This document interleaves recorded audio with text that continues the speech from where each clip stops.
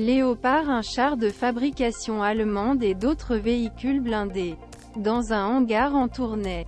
31 janvier 2023. Le tocsin ne sonne pas dans les villages d'Europe. Mais à Bruxelles, nous commençons à parler de la guerre et de ses conséquences économiques.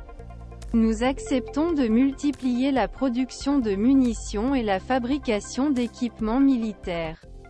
Après 60 ans de construction autour du concept économique, la prospérité garantissant la paix. Le conflit en Ukraine pousse les Européens à se reconnecter avec l'armée. C'est en juin 2022 que le président Emmanuel Macron a émergé de l'histoire l'idée d'une économie de guerre.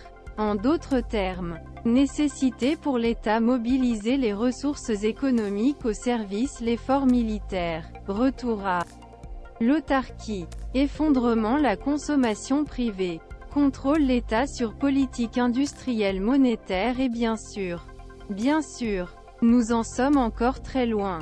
Pour maintenir et équiper ses armées. C'est le chiffre recommandé par l'OTAN et qui a du mal à atteindre ses partenaires comme l'Allemagne. 90% de ceux de l'État fédéral.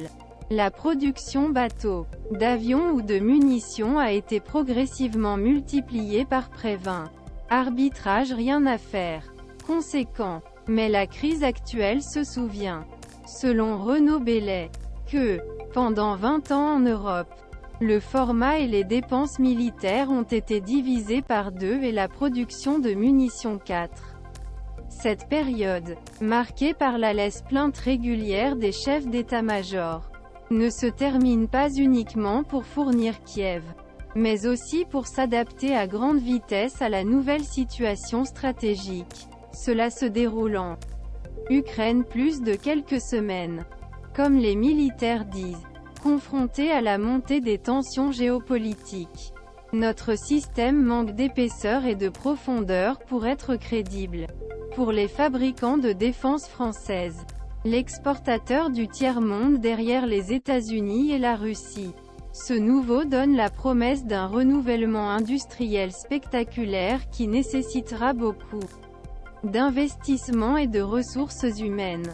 Pour le reste de l'économie, il présage compliquer les arbitrages budgétaires à un moment où les priorités ne manquent pas.